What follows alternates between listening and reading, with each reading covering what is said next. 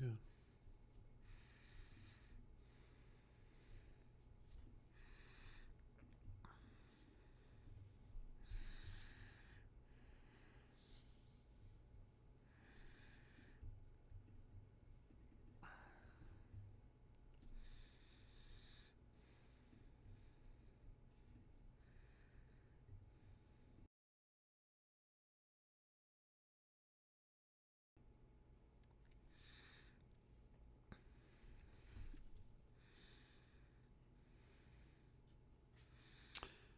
Hey guys, how you doing? Welcome to Wellness Wednesday. This is Dr. Mike Roncesvalles. You guys ready to get more information about how you can actually live life in a vulnerable way and experience happiness and joy that you've never known before?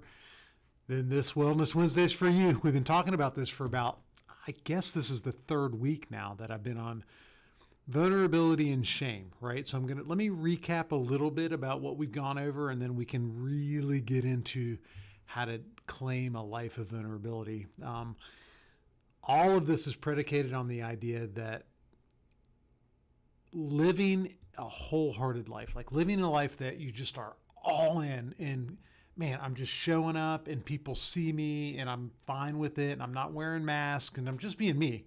That comfort level in your own skin with your own story is huge, right?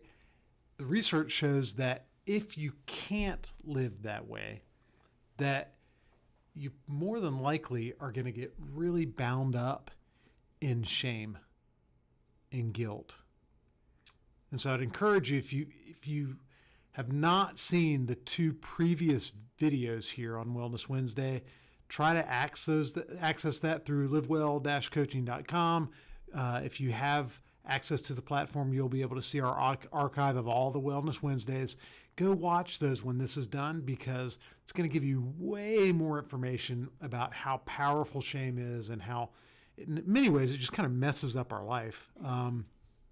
I'll say this about it, just to set the stage for vulnerability today and how you can actually access a vulnerable life. Shame is toxic. Shame puts you in a position where you never feel like you're enough. Shame puts you in a position where you're struggling with perfectionism and performance and people pleasing. And shame, like this inability to just allow yourself to be real and open and honest and confident, is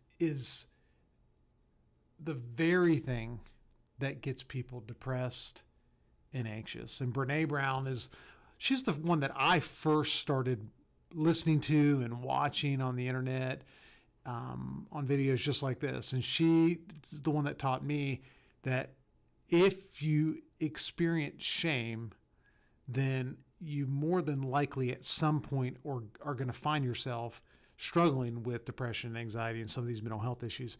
If you let yourself just say, you know what, I can't do this anymore. I can't continue to try to present a front to the world. I can't continue to always be defensive and not me and I didn't do that. And if you can allow yourself to live in that vulnerability, you end up being happy. Like, that's where happiness comes from. That's where peace comes from. That's where fulfillment comes from.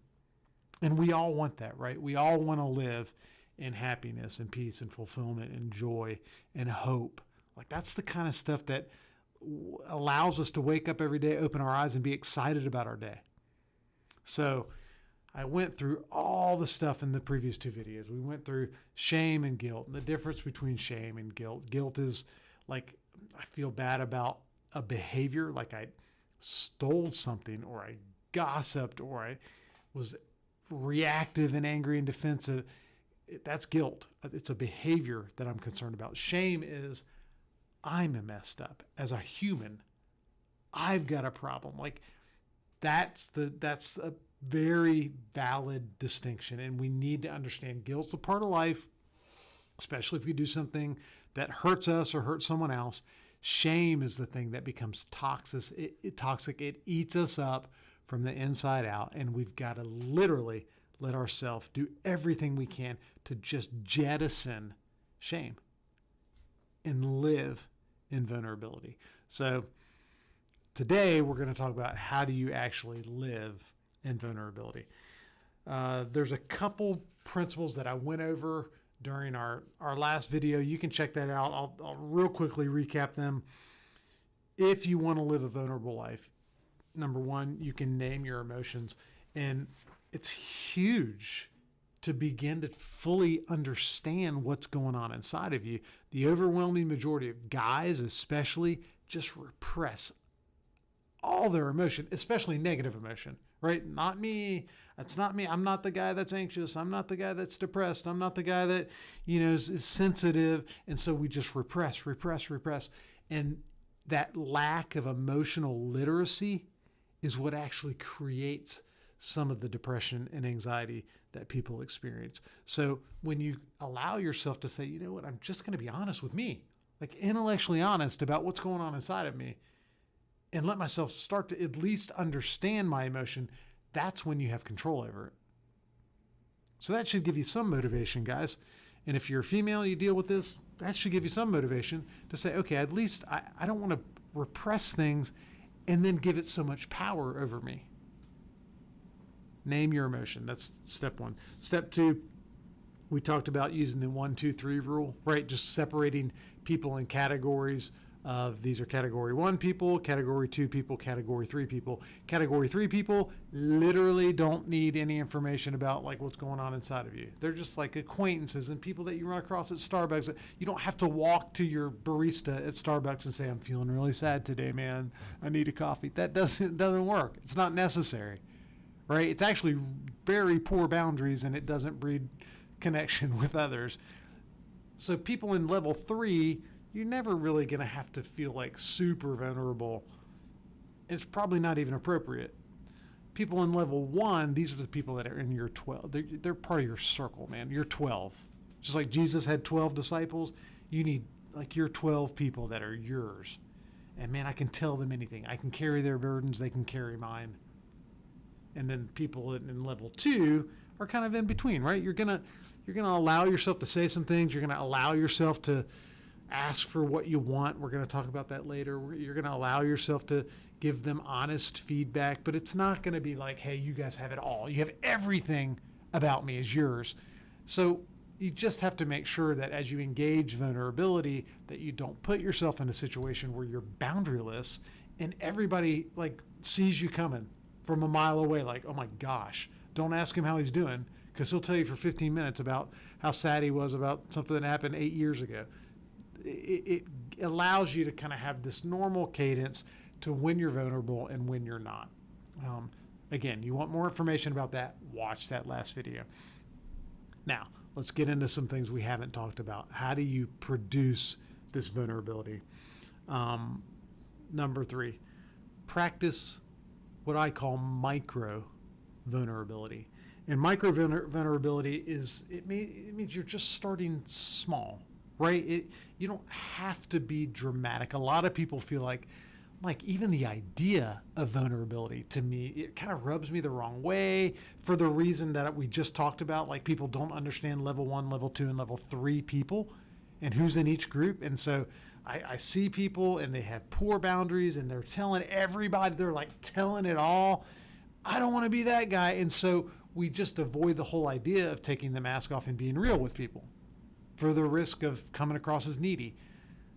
If you practice micro vulnerability, you begin to kind of say, okay, I can be vulnerable in appropriate ways at appropriate times in really small ways. And that's a good place to start with vulnerability. So here's some ideas, some ideas of what micro vulnerability really looks like. How about admitting that you don't know something? That's a micro vulnerability, right? There's a lot of us that we just don't do it. Like if we don't know something, we keep talking like we pretend that we know it. And we all know people like this, right? I know people that, man, they know everything about everything. And you get in their presence and it's like, oh my gosh, man, I don't even like being around these people because either I can't take them seriously because they obviously don't know what they're talking about. They're just making stuff up because they can't admit, yeah, I don't know. Or they just are pretending all the time. And it comes across like that all the time. So I was with somebody the other day. They used a word. Now, I'm a pretty educated dude, right? I've got 2 master's degrees, a doctorate degree. I've read a lot. I think I have a good vocabulary. But when people say something that I don't know what the word means, I just ask them. I was with this guy. I wish I could remember the word so you guys could know that, how messed up my vocabulary is. But the guy said something. I was like, hey, wait, hey, hang on. I don't even know what that means. What did you say? And he was surprised that I said that. He's like, oh. And he circled back. And I know that previously in my life, I might have been like, afraid to say something like that. Well, what is he going to think? And I don't want to look stupid and I don't want to look foolish. But man, I'm just at a point in my life where I just asked the question. And you know what? People respond to that. I think they're actually attracted to it. I think when I asked the guy that question, what does that word mean? He actually stopped and he felt like I was truly listening to him, and I allowed him to have some leverage in that moment. You're okay, you know something I don't know.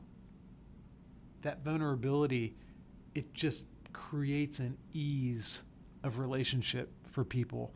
It makes us look approachable and real. Now, your other option is you can continue to just fake it all the time and wear your mask and pretend you know everything, which doesn't connect you with people and it doesn't make you happy. Yeah, all that does is create pressure to know everything at all times, which none of us do, right? So admit you don't know something. What's another micro vulnerability? Ready? This is tough. How about you apologize first? You have a situation, there's a disagreement, we're on different pages. This could be your spouse, your coworker, your boss, your employee, your kid, a friend, a neighbor. We had an issue. And what do we typically do? We're going to dig in our heels after we know we're wrong. That's the part that gets me with a lot of people. It's like, in myself, by the way, I know I'm wrong. I'm like, yeah, I'm kind of starting to see this differently now. The more we talk, the more I can see I'm a part of this. And almost always the intuitive, like knee-jerk response for us is to just, man, we double down, we triple down, we quadruple down. Because what do we want? We want the other person to kind of take the first step. Okay, if you take a step to repair this, then I'll step towards you. Then I can kind of admit where I was wrong and I can apologize. How about you apologize first? How about you be the person that has the appropriate humility to be able to say, you know what, I've got nothing to prove. I missed this. My bad. How many times do we say that? I'm thinking about me and my buddies over the years. Oh, my bad, man. But how many times do we really mean it to look at somebody in the eye and say, you know what, that was my bad. I can see how I contributed to what was going on between us, and I'm sorry. I made a mistake. That's vulnerable. It doesn't only build relationships with people in healthy ways. You guys, it just feels easier. It feels better. You feel more like a human. You don't have to be a perfect robot who does everything exactly right every time. Apologize first. How about you ask for feedback? That's a micro vulnerability. I'm gonna literally not just let things go unsaid in a relationship. I'm not gonna, assume that I know what you're thinking. I'm not gonna assume that I know how I'm impacting you. I'm literally just gonna ask somebody, hey, are we good? Am I coming across in a way that feels like relationship building, or am I operating in a way that kind of feels natural and healthy to you? Ask for feedback. You talk about freedom, man, to not feel like you've got to have everything figured out at all times. And then this one's hard. It's hard for me. I'm just going to be vulnerable, right, in this moment to the world on a live video, to look at somebody and say, you know what, that kind of hurt. When you said that just sort of stung. And here's why.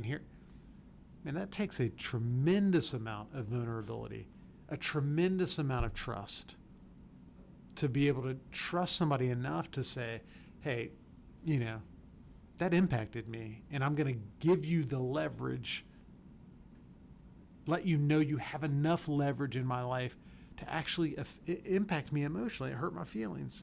So when you start practicing these tiny acts of vulnerability in safe environments, you begin to, it's almost like you're exercising a muscle. The first time you go to a gym, you don't build like this massive bicep, right? But if you keep going and you keep challenging that muscle and you keep exercising, over time, you're going to build muscle, right? Now, this goes to our second practice of vulnerability, the 1, 2, 3 rule.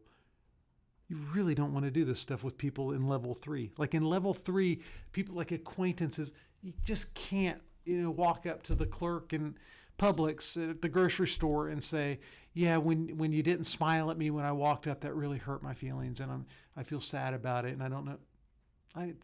It's not healthy. It's not necessary. It doesn't work. It's not good.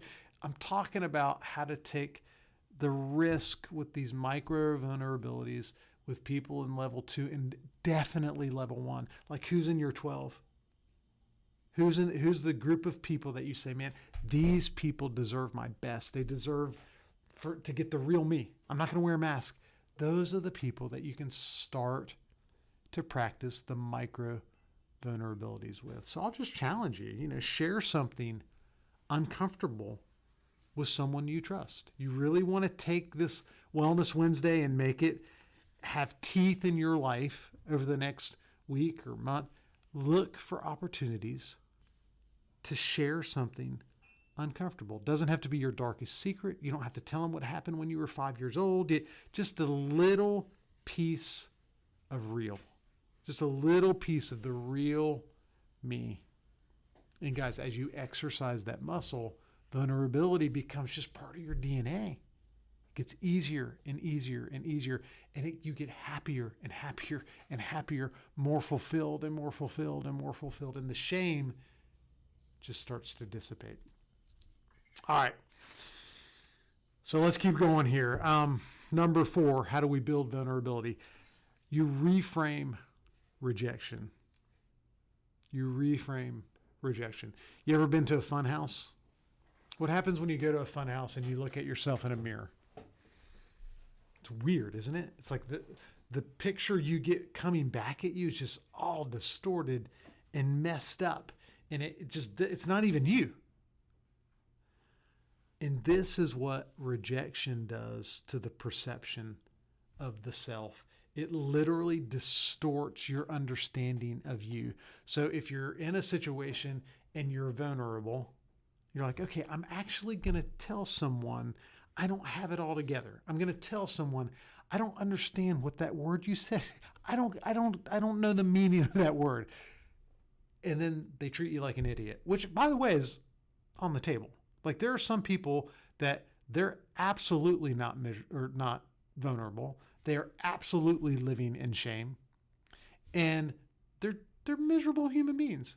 And when you're vulnerable with them, they'll use it as an opportunity to just like wound you with it. They're down in level 3 for sure. They're not safe people.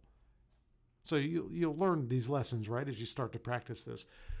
But when you get that rejection from someone, if you let it, it will start to be self-definitive of you. You will start to define yourself in terms of how this person has just treated me, and it will distort your sense of you. So when someone treats you like an idiot, you begin to feel like an idiot. If someone treats you like you're unworthy, you begin to believe you're unworthy. Does that make sense? I think it's a natural human reaction because we're so relational, right? But the goal here is to say, okay, I've got to fight against the distortion of rejection. I've got to fight back against the power this rejection could have over my self identity. And so part of that is it happens in the battleground of your mind. And you guys will hear me talk about the battleground of your mind all the time because I think it's so important, because rejection will tell you you're unworthy. But you've got to fight that and say, wait, just because someone rejects me, I'm not giving them power. I'm not going to let them branding me an idiot make me believe I'm an idiot. I'm going to say, look, I took a risk. I was vulnerable. That makes me brave. That makes me courageous. That makes me real. That makes me authentic. That makes me genuine. It's the kind of person I want to be. This is the kind of person I'm going to be. And if you can begin to kind of twist the narrative, shift the narrative, it has a dramatic impact on how you respond to rejection. Brene Brown, this person that I'm talking about that has spoken into me regarding this process, she says, the story I'm telling myself is what's most important. The story I'm telling myself is that I'm not enough. But is that true? So you've got to begin to kind of come against the stories. And I do all kinds of work on narratives and our self-identity and these stories that we tell ourselves about what makes us acceptable and worthwhile and significant and valuable and lovable. Those are our core beliefs. And I base most of my therapy, most of my training when I'm training therapists on the power of our core beliefs. And so reframing rejection helps you begin to say, wait, I'm telling myself this right now, but that's not true. I'm telling myself that because you rejected me, that means I'm unworthy and not enough and an idiot. That's just not true. I'm going to trust that my best effort is good enough, that I'm doing the healthy things, and that I can be resilient in the face of other people's issue. And if you start to see other people that respond to vulnerability with this toxic rejection as shame, like they're living in shame, they've got the issue, not me, boom. Now you've told yourself a completely different narrative. And vulnerability without resilience is hard. In other words, if you make the decision, I'm going to try these strategies that Mike is talking about, I'm really going to attempt to fight back against shame and be vulnerable with people, but you don't allow yourself to come with resilience and to bring grit to the process, it's going to be a rough road, guys. But vulnerability with resistance, that's power. That's leverage. That gives you the opportunity to begin to operate in a way that ultimately you're taking responsibility for not only your own mental health, but your own relationships and the quality of your relationships, your own happiness going forward. All right, number 5. How can we be vulnerable? How can we begin to create vulnerability in our life? Get comfortable with discomfort. Get comfortable with discomfort. So I've been talking a good bit the last few months about my obsession with cold plunges. So if you've watched Wellness Wednesday, if you've watched any of the challenges that we're doing on Live Well Coaching, you'll see pretty quickly that, man, I've been digging the cold plunge. And you guys, I'm sure, have heard of people doing this. The cold plunge is, I've got this tub at my house, and it stays at a constant 39 degrees. It's got this machine in it that makes the water cold. The water's 39 degrees. And when you get in this water, it makes you feel like you're going to die. Like, that's ultimately the deal. Like, my sons and I were doing it when we first got it. And man, I'm telling you, I wish we had videos of what it was like the first couple times that we got in this 39 degree water, because your brain is telling you, don't do this. Like, this is not good. Like, you literally could die. And in some ways, your body is treating it like that. Your body releases a ton of like adrenaline and cortisol, and your blood pressure is going. A lot of things are happening, right, that communicate to you in no uncertain terms physically, Dude, you're an idiot. Stop this. Why are you doing this? You're in trouble.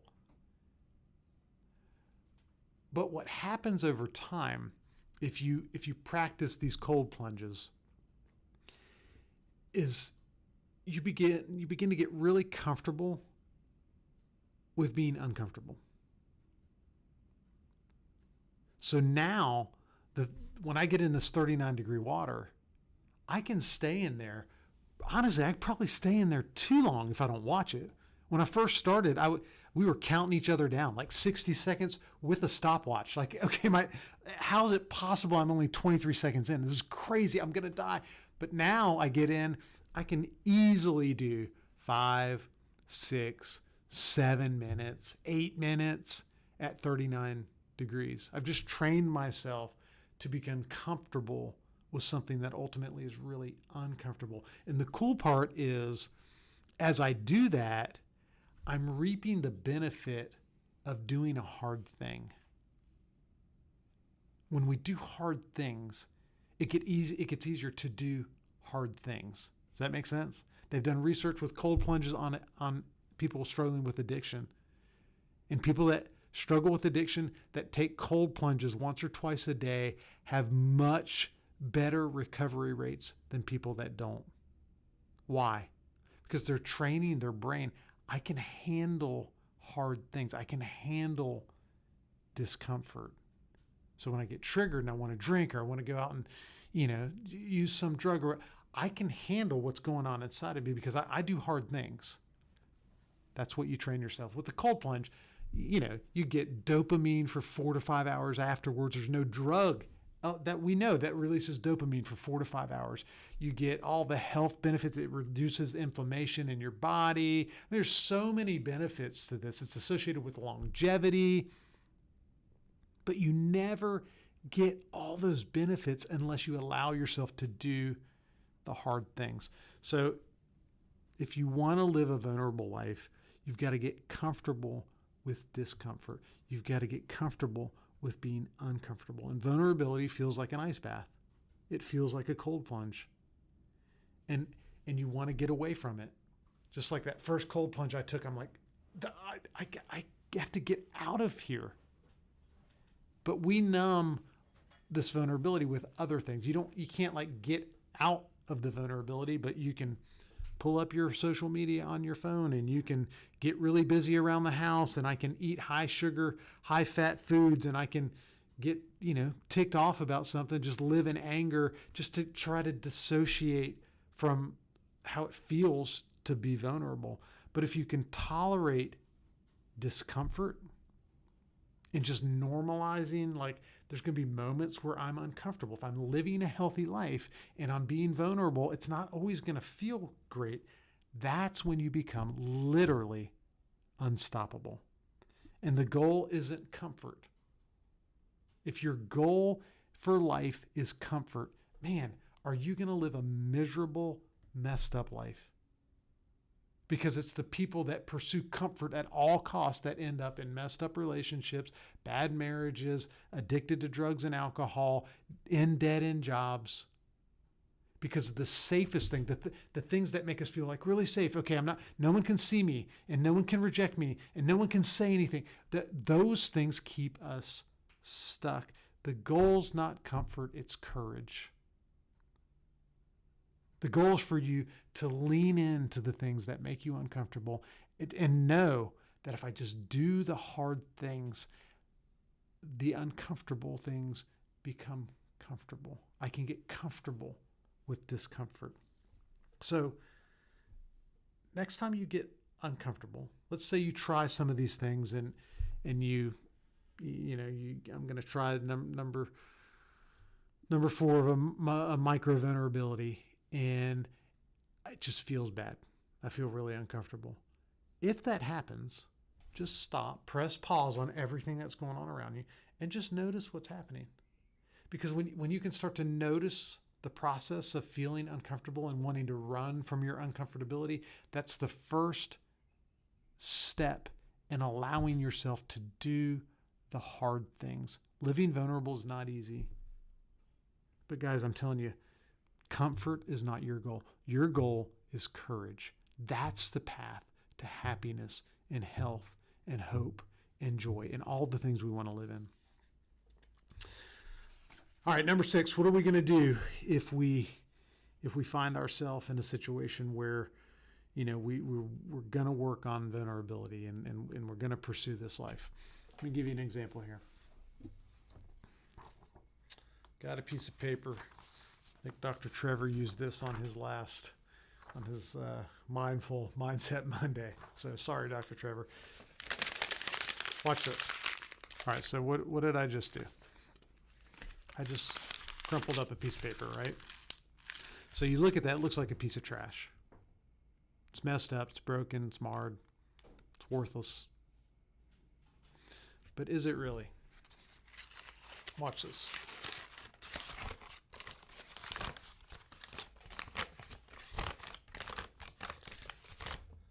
I just took a piece of trash and I straightened it out. And now the thing that was unusable, I could teach from this exactly as Dr. Trevor did on Mindset Monday. I'll say the same words he said. This thing is still usable. It felt like trash. It felt like it was messed up. It felt like it was broken. But the truth is, I just had to take the time to work on it, to kind of straighten it out, get it set. And I can take what feels unusable, messed up, and broken, and it can have massive value in my life. And the metaphor is that piece of paper is our shame story. And you've been carrying it around for most of your life. And you've been hiding that story. And I don't want anyone to know these things about me. All the stuff that I've been through, the mistakes I've made, the stuff I don't know, the words that I don't even understand that somebody says, the sexual abuse I went through at 5 years old, the mistake I made in my first job and got fired for, the way I was to women or men when I was in my 20s. I don't want anyone to know. If I could just, can I hide it all? Can I get rid of it? Can I just pretend it's just trash? It's trash to me. It's meaningless. It's nothing. I'm telling you guys, if you try to allow yourself to just take the story that you feel like I don't want anyone to know, and you allow yourself to say, I'm just going to accept what is. That story is still valuable. The marks, all the stuff that remains on the paper, it's all it is just, it shows that you've lived. It's just that it's some of the scars of living in this world that's broken. And when you share your story with someone that's safe, again, level 3, we're not doing this with level 3 people, but with your 12, if I share my story with the people that mean the most to me, the people that I trust, the people that are good and safe and are going to speak life into me, I can do that. And then my shame loses its grip. Does that make sense? Your shame loses its grip when you allow yourself to take the parts of your life that feel like trash. I wish I hadn't have done this or that. And you start to talk about it with safe people. The pain and shame literally just drips away. It just melts off. And you're left with a story that's beautiful. And there's beauty that comes out of the ashes. That's why counseling works. You want to know why counseling works? Some ways we don't even understand why it works. I believe it works in many ways because it's an environment where I can just be real. People come into my office, that my only goal is to create an environment where they can be honest with themselves and with me. And when they do that, man, the way shame just literally melts away from their life it's incredible to see. Share your story with safe people. All right, number 7, ask for what you need. If you want to live a vulnerable life, you have to ask for what you need. Some of you are like, you do really well in sharing your story. And, it's not, you're like, Mike, I don't really struggle with the past and I don't beat myself up. But what you do is you refuse to allow yourself to need someone else's assistance. You refuse to feel that feeling of what it feels like to say, hey, can you help me out with this? Because it feels too vulnerable. It feels like I don't want to have to ask. How many times have I met with people in marital therapy and the wife or the husband, whoever, will say, I shouldn't have to ask. Well, why? Why shouldn't you have to ask? I mean, the truth is, your spouse can't read your mind. They actually don't know what you want. You might think they should know what you want, but they don't. So, why should you have to ask? Because you need to let yourself experience the vulnerability of saying, I'm going to let my guard down enough with you to allow you to know that you have power in my life and that it actually would feel really good if you could join me in this. And so connection doesn't happen through guessing games. It doesn't happen when we kind of give enough clues to where someone can perceive what we want. Connection and emotional intimacy happens when we speak clearly and we say, I feel blank when blank and I need this. And vulnerability isn't just expressing pain. Vulnerability isn't just like, I'm so upset about what I did 20 years ago. That some of you have just like, that stuff is done and it's healed and that's awesome. But what you don't do is you don't ask for what you need. And if you don't ask for what you need, then you're not living a vulnerable life. What you really are doing is you don't want other people to have leverage over you. And that does not yield the kind of emotional intimacy, connection, and closeness that we're aiming for with vulnerability. All right, number 8, let's talk about the role of self-compassion. We can't be vulnerable without being kind to ourselves. We can't be vulnerable if we can't be kind to ourselves. And shame cannot survive empathy. Now, shame can't survive empathy for other people, but that includes self-empathy. Does that make sense?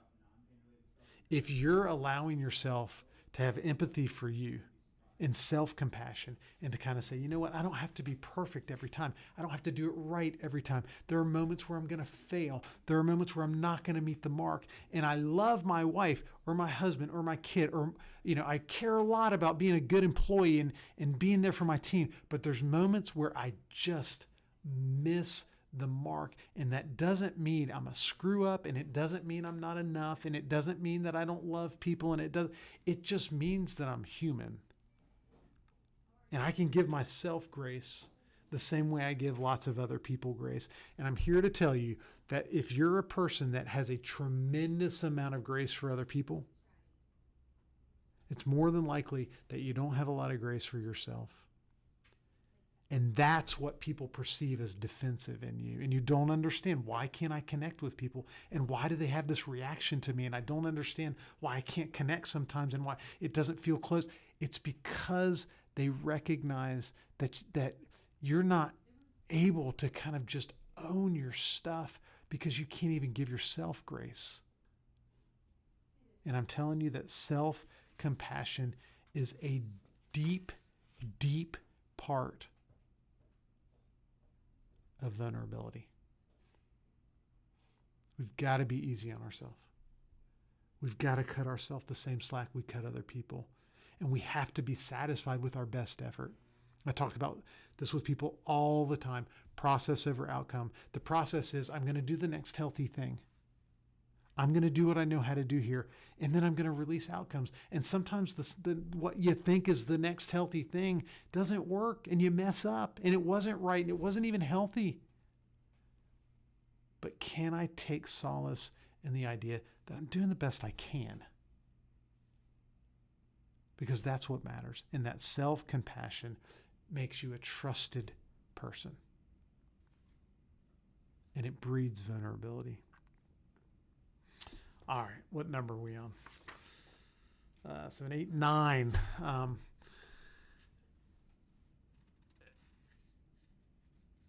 Essentially, guys, we have to take the mask off if we're going to be vulnerable. We have to be willing to take our masks off. And the mask is this self that I present to the world that makes me feel like I'm enough. So some of you do it if you're like, if I can meet people's expectations. Some of you are like, you're perfect. If I'm perfect every time. Some of you, if I perform really well. Some of you, it's I'm the smart person. Some of you, it's like I'm the person who looks great every time I walk out the door. Some of you, it's the people that can feel like, oh, I'm working the room and I've got influence. And guys, we wear these masks, and many times they're built on our strengths, and that's the crazy part. Is because sometimes this is the very thing that God has gifted you with. And it is a gift, but it is not definitive. And when you wear the masks of your gifts and they define you, you cease to be your authentic self. It's almost like I have to fulfill the role that I've been assigned, the self-identity. I've got to be this person. And at all times, and I'm wearing that mask. And what it does is it puts you in a position where people don't really know you, because you might be a really high performer, but you don't perform well every time. You might be really relational and great to people, but you're not perfectly gracious every time. And so it's the humility, the appropriate humility. Not humility in the sense of I feel bad about myself. The appropriate humility that comes from strength and courage to be able to say, you know what, I can take my mask off and I can just let you see me, warts and all. Here's my strengths, here's my weaknesses, here's where I failed. And guys, as we begin to just authentically allow ourselves to be open and honest and clear and direct and just confident, that's when we're living in true vulnerability. All right, so let me look here. I want to see if anybody has some questions for me. If you do have some questions, go ahead and get those in on the app real quick. We're kind of running out of time, but if you have a question you want to ask me, go ahead and do that. So I'll wait for that for a few minutes. I can't emphasize how important it is for people to allow themselves to operate in vulnerability and to just crush the power of shame in their life. And vulnerability is the most raw, honest, and powerful form of courage that we have. And it's literally how we heal. It's how we lead. It's how we love. We lead and love and heal out of vulnerability. And the more you fight it, the more unhealthy you get, the more you live in shame, the more you just accept your good and your bad, the more you accept the awesome things about you and the things that, aren't so awesome sometimes, the more you just show up for people in a real way. And you're going to be absolutely shocked by how people respond to you in vulnerability. It's going to shift and change marriages. It's going to shift and change your relationship with people at work. It's going to shift and change the way your kids see you. And I'm telling you, the end result is that you have this wholehearted living, this sense of, man, I'm all in, and I enjoy my life. My life's not perfect, but man, I love it. If that's not you, if you can't say that with a high degree of certainty, lean in to vulnerability. And I promise you, you'll begin to experience relationships in a deeper way than you ever have. And I promise you, you're going to find fulfillment, joy, hope, and peace just skyrocket in your life. All right. I don't even have time to really look at the questions in the app. I was trying to navigate on my phone to get to some of the questions you guys might have. If you have those, go ahead and, you can chat in the app. You can chat on this video at the bottom of the video, and we'll try to, take some of those questions, and maybe we'll do an email with them, or we'll get them out in a blog. But I really want to encourage you, lean into vulnerability. Lean into the Live Well app. Look for opportunities to leverage your motivation now to live a healthy life, and do it in a way that you can say, okay, I'm going to get less stress, and I'm going to deal with depression, and I'm going to deal with my relationships. We have all that information on the platform. Don't put yourself in a situation where you're not fully taking advantage of all the information that we have, because that's your path to the life you want to live. It's going to help you get healthy and stay healthy and live well. All right, guys, we'll see you next week on Wellness Wednesday.